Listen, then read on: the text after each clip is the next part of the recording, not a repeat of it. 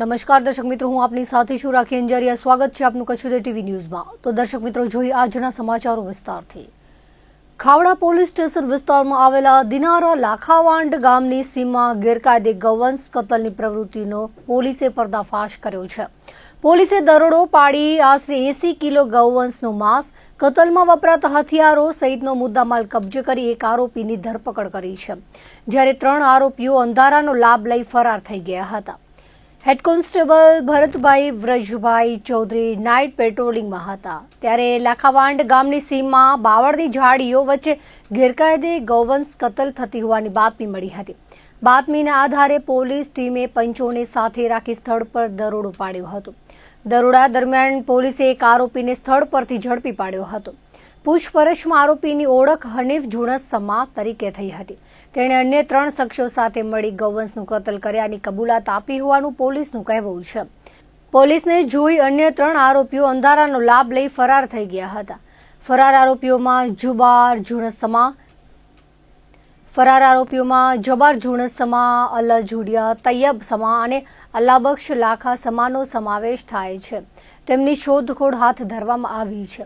પોલીસે સ્થળ પરથી આશરે 80 કિલો ગૌવંશનું માંસ, 3 છરા, એક કુહાડી, લાકડાનો બ્લોક, તપેલું, કંતાની થેલીઓ તેમજ ગૌવંશના કાનમાં લગાવેલો ટેગ સહિત 8000નો મુદ્દામાલ જપ્ત કર્યો હતો।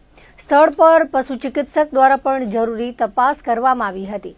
આ અંગે ખાવડા પોલીસે ગુનો નોંધી વધુ તપાસ પીએસઆઈ BA ડાભી ચલાવી રહ્યા છે। પોક્સો અને અપહરણ કેસનો ફરાર આરોપી અમદાવાદથી ઝડપાયો છે। રાપર પોલીસે પોક્સો તથા અપહરણના ગંભીર ગુનામાં મહિનાથી નાસ્તા ફરતા આરોપીને અમદાવાદના નરોડા વિસ્તારમાંથી ઝડપી પાડી ભોગ બનનારને પણ સુરક્ષિત રીતે શોધી કાઢ્યો છે। પોલીસ ઇન્સ્પેક્ટર RL ખટાણાના માર્ગદર્શન હેઠળ ટેકનિકલ એનાલિસિસ અને હ્યુમન સોર્સિસના આધારે તપાસ હાથ ધરવામાં આવી હતી। તપાસ દરમિયાન મુખ્ય આરોપી દિનેશ ઉર્ફે જયેશ કરશનભાઈ કોલીને ભોગ બનનાર સાથે અમદાવાદના નરોડા વિસ્તારમાંથી ઝડપી પાડી કાયદેસરની કાર્યવાહી હાથ ધરવામાં આવી છે।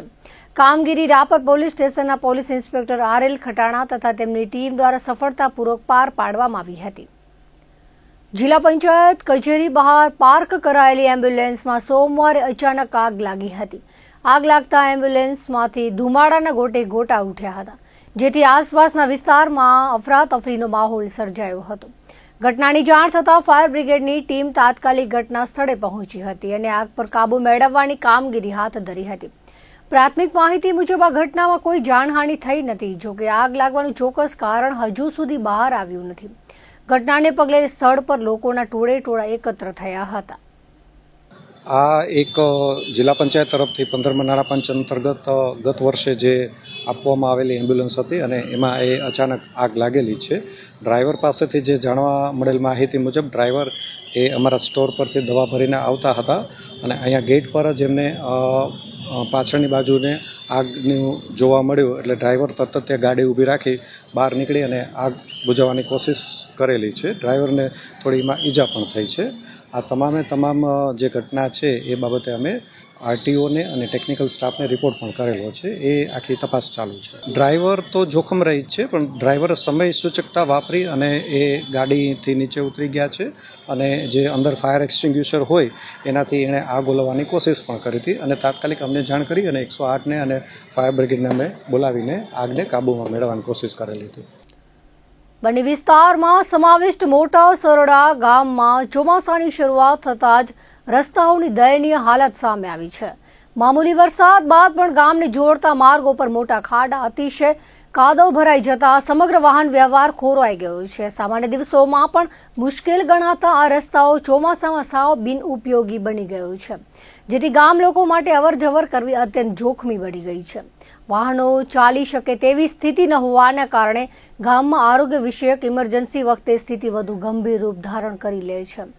ગામમાં અત્યંત કરુણ અને ચિંતાજનક દ્રશ્ય જોવા મળ્યું હતું, જેમાં એક સગર્ભા મહિલાને તાત્કાલિક સારવારની જરૂરિયાત ઊભી થતા ગામના લોકોએ ન છૂટકે ચાદરની જોડી બનાવીને કાદવ ભર્યા રસ્તેથી પગપાળા દવાખાને પહોંચાડવાની ફરજ પડી હતી।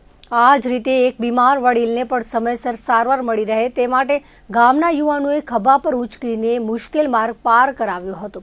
જો ઇમરજન્સીના સમયે દર્દીઓને હોસ્પિટલ પહોંચાડવામાં સેકન્ડોનો પણ વિલંબ થાય તો કિંમતી જીવ જોખમમાં મુકાઈ શકે છે. તેમ છતાં ગ્રામજનો દર ચોમાસે આવી ભયાનક પરિસ્થિતિનો સામનો કરવા મજબૂર બન્યા છે.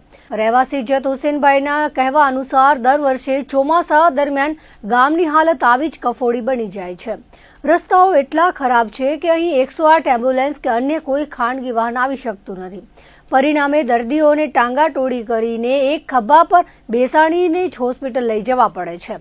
આક્ષેપ કર્યો હતો કે રસ્તાના નિર્માણ પાછળ કોન્ટ્રાક્ટરોનો ભારે ભ્રષ્ટાચાર છુપાયેલો છે, કારણ કે લાખોના ખર્ચે બનતા રસ્તાઓ એક જ વરસાદમાં ધોવાઈ જાય છે. આ અંગે સંબંધિત તંત્રને વારંવાર લેખિત અને મૌખિક રજૂઆતો કરવા છતાં બંને વિસ્તારના અંતરિયાળ ગામની કોઈ સંભાળ લેવામાં આવતી નથી. ગામ લોકોના શાસન અને તંત્રના પોકળ દાવાઓ સામે ભારે રોષ જોવા મળી રહ્યો છે. ચોમાસા દરમિયાન ગ્રામજનોને સલામત અને સુવિધાજનક માર્ગ મળી રહે તે માટે સ્થાનિક ગ્રામ પંચાયત, તાલુકા પંચાયત તેમજ માર્ગ અને મકાન વિભાગ દ્વારા તાત્કાલિક ધોરણે આ રસ્તાઓનું નિરીક્ષણ કરે તે જરૂરી છે અને તાત્કાલિક મરામતની યોગ્ય કામગીરી હાથ ધરવામાં આવે તેવી માંગણી ઉઠી છે. જો વહેલી તકે કાયમી ઉકેલ નહીં લાવવામાં આવે તો આગામી દિવસોમાં કોઈ ગંભીર જાનહાનિ થવાની ભીતિ સેવાઈ રહી છે. જત હુસેન એસ દ્વારા વ્યથા ઠાલવતા જણાવવામાં આવ્યું છે કે ગામમાં યોગ્ય રસ્તાઓ બનાવવા માટે છેલ્લા 4 થી 5 વર્ષથી સતત સ્થાનિક ધારાસભ્ય, સંબંધિત માર્ગ મકાન વિભાગ અને સરકાર સમક્ષ વારંવાર લેખિત તથા મૌખિક રજૂઆતો કરવામાં આવી રહી છે. આમ છતાં આજ દિન સુધી તંત્ર દ્વારા કોઈ જ અસરકારક કાર્યવાહી કરવામાં આવી નથી. વર્ષોથી માત્ર વિનંતીઓ કરવા છતાં પ્રશ્ન જસના તસ રહેતા ગ્રામજનોમાં ભારે નિરાશા અને રોષની લાગણી વ્યાપી ગઈ છે. ભુજના સર્વાંગી વિકાસ અને નાગરિકોની પ્રાથમિક સમસ્યાઓના નિકાલ સાથે પ્રાંત અધિકારી અનિલ જાદવની ઉપસ્થિતિમાં સંકલન બેઠકનું આયોજન કરવામાં આવ્યું હતું.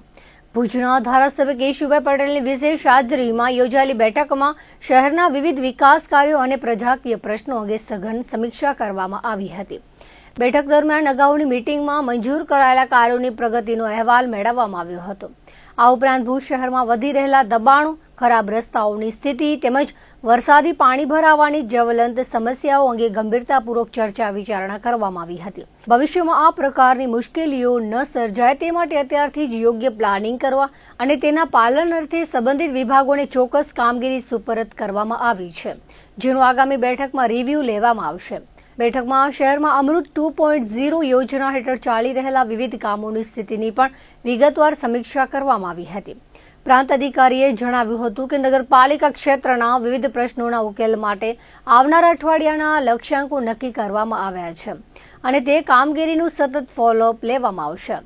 ખાસ કરીને વર્તમાન વરસાદી માહોલને ધ્યાનમાં રાખીને માર્ગ અને મકાન વિભાગ દ્વારા બની રહેલા રસ્તાઓ તથા પાણી ભરાતા હોય તેવા વિસ્તારોમાં જરૂરી તકેદારી રાખવાના આદેશ અપાયા છે. ચોમાસાની સ્થિતિને પહોંચી વળવા નગરપાલિકા અને મહેસૂલ વિભાગના અધિકારીઓની સંયુક્ત વોર્ડ વાઇઝ ટીમોની રચના કરવામાં આવી છે. હવામાન વિભાગની આગાહી મુજબ સમગ્ર સ્થિતિ પર નજર રાખવા સતત ગ્રાઉન્ડ લેવલ પર કાર્યરત રહેશે. આ બેઠકમાં નગરપાલિકાના પ્રમુખ શીતલભાઈ શાહ, કારોબારી ચેરમેન કમલભાઈ ગઢવી, ભુજના chief officer twinkle Patel, DYSP વિશ્વાસ શાહ, મામલતદાર તેજસ પટેલ સહિતના અપેક્ષિત અધિકારીઓ હાજર રહ્યા હતા. માનનીય એમએલએ સાહેબ ભુજના અધ્યક્ષની હાજરીમાં આજની જે સંકલન બેઠક યોજાઈ એમાં મુખ્યત્વે જે ગઈ વખતના મિટિંગમાં લેવાયેલા કામો છે એના પ્રોગ્રેસ રિપોર્ટ લેવામાં આવે.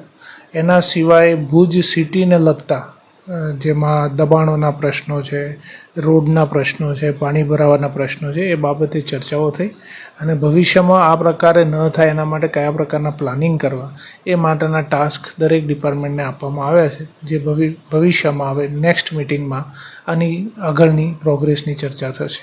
આ સિવાય ભુજ સિટીમાં અમૃત 2.0 હેઠળ જે કામો ચાલે છે એનો પણ રિવ્યૂ કરવામાં આવે.